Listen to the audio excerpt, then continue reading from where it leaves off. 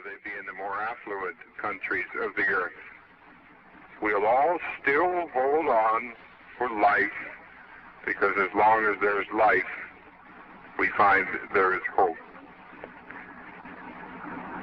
If this is true of most persons, how much more true would it be of Jehovah's Witnesses?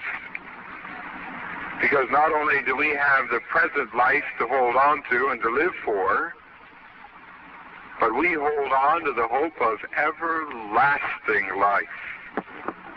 Because Jesus promised us in Romans the 6th chapter that the reward God would give would be everlasting life. So we have a strong desire and instinct to want to survive and pursue it, and to eventually realize paradisaic conditions in God's new order.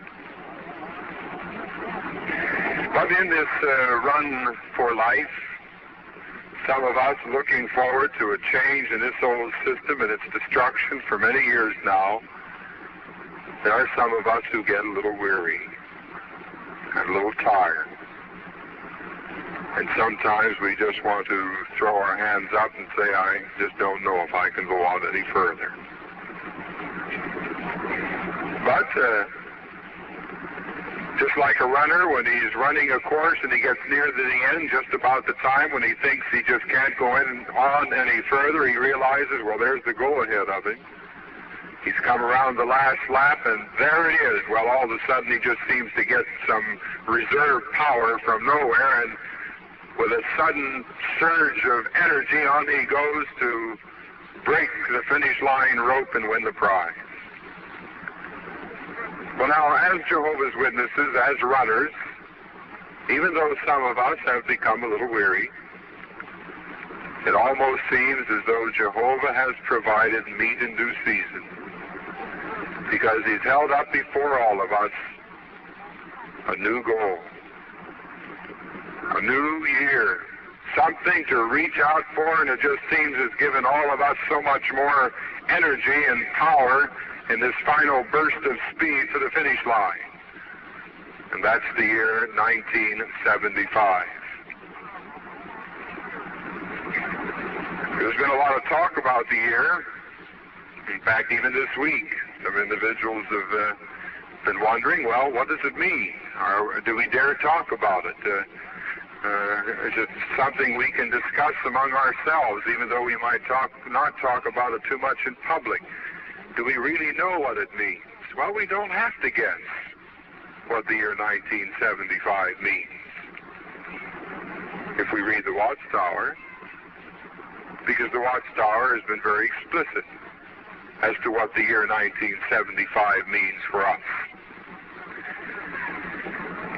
If you wish to write down the page 262 in the 1967 issue of the Watchtower, we read, what does the year 1975 mean for humankind?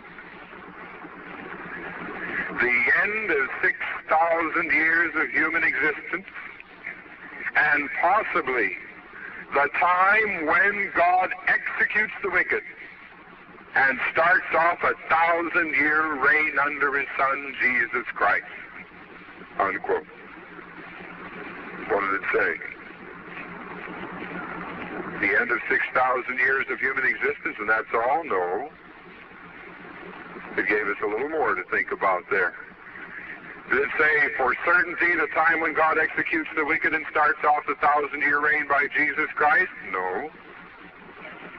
But it did give us a glimmer of light. It says possibly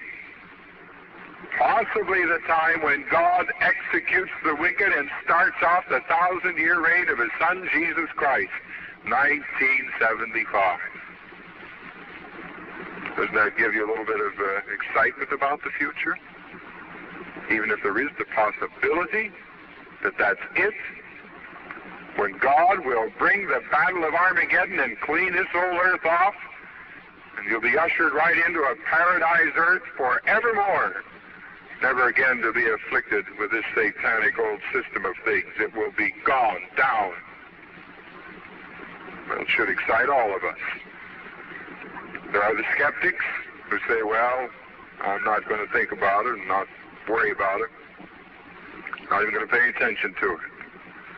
Well, now remember, brothers, the faithful and discreet slave is used by Jesus Christ to do what? Jesus says to provide meat in due season. This is meat, and it's come at the right time, and it's in its due season, and it's not wrong to think about it and to look forward to it. As far as knowing for sure, well, we know what we know for sure. We just read it. The end of 6,000 years of human history, and possibly the execution of the wicked in the beginning of the 1,000-year reign.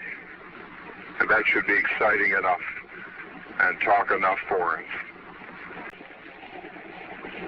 As one brother put it, stay alive to 75.